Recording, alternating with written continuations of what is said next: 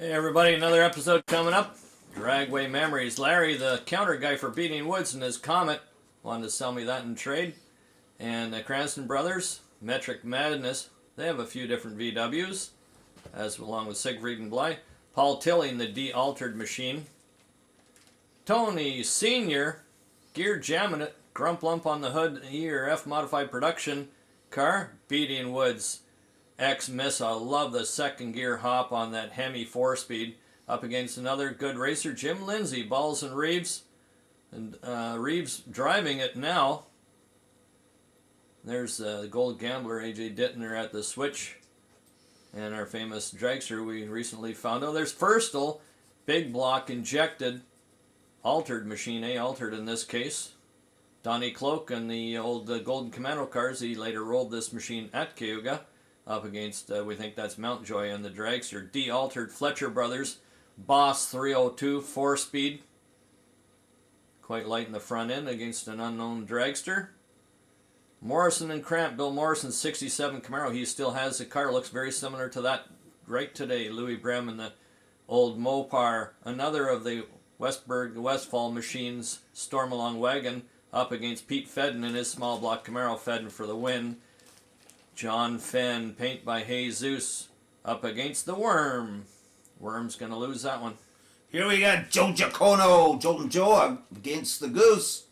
Great funny car action. Dragway Park was a funny car track back then. And it looks like the Goose is going to steal this one. He does. Now we get the Pickett machine. They made neat funny car bodies. They look to be a little heavy though. Figure this 1975. Up against Bill Levitt in the Quickie 2 Mustang 2. And who gets there first? It looks, Tower Side, this side, which is actually the new Tower Side. The new Tower Side. I revert back. I apologize. Blue Max versus the Fireball Vega. Harlan Thompson. Beetle getting schooled here. He probably didn't like that one bit. Thompson making short work of that deal. Yeah, look at how short the track looks. Bill Kidd in the last version of the Wells Fargo. Yep. This car's being restored. Wells Fargo, Bill Kidd out of London. This is it with a Hemi power plant. It started with a 413 wedge motor. It was actually a race car before they bought it, and they made it famous for sure. Wells Fargo, candy red paint by Bill's dad. This is at Toronto International when it was first opened, still called Golden Horseshoe, brand new track. In 1970s, he added some custom paint. This is their independent suspension car. Looks like it's leaving real hard, but they fought it and fought it and fought it. Never went as fast as they thought it should, and not as fast as the solid suspension car that they had before it. This car exists, and Doug Cadman's restoring it. Should be fully restored soon, and can't wait to see that one as well. Should be done very soon. Top Fuel Bikes. We don't know who any of these guys are. But they're dual engine machines, and these guys are heart attack serious, and they're just on it for a thrill ride, it seems. I think the black bike might be T.C. Christensen, would be my guess. The Peppermill up against Freddie Splate and Blanchard. And it looks like the Peppermill's got him covered. He does. Yeah. Siebert and Baginski in the Vega. Neat name for a Vega.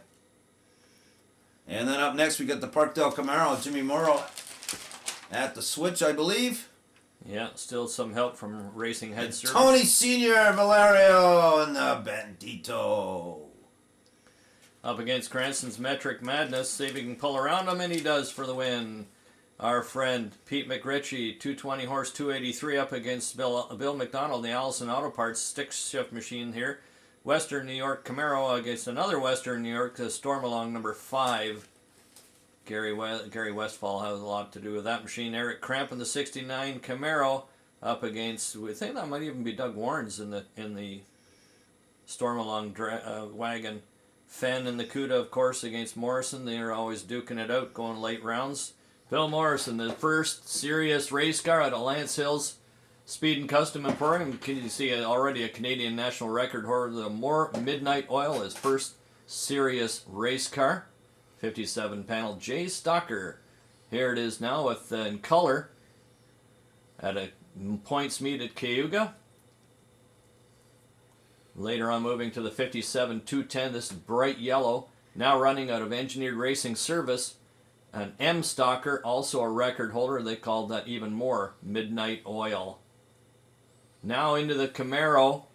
This thing had a few incarnations. Bill still owns this car today. Probably retired from a school teacher now. And a Northern Performance, Smith Performance.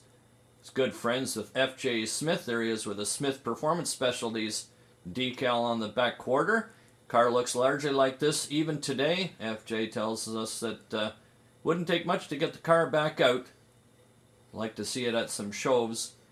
There it is, tubbed with the leaf springs moved way inside it there. And he's got a really nice trophy to boot. Very hard racer. Teamed with Eric Kremp for quite some years. Dave Bortman, he kind of just showed up. Knew we were racing super stock. I don't know, he was on his way to somewhere. And he took out a bunch of people here. I think it's written in Wheelspin News somewhere. Audi, another king at Dragway Park, won everything there was to one. Gord Overbow against the suspension car of Bill Kidd. Zoomy headers on it. There we go. We think this is Doug Warren's. Yeah, it has to be because Gary Westfall in the Camaro. Bill Allison Auto Parts. He swore he'd never run an automatic, but he's run an automatic for quite a few years now. And that's Bill McDonald. Bill McDonald, I'm sorry. Dave Bortman again. Yeah, just shows up. Beats the Mashison in his country-style Camaro there. Siebert and Budzinski. 6-cylinder. There's Mashin again. Dennis Mashin.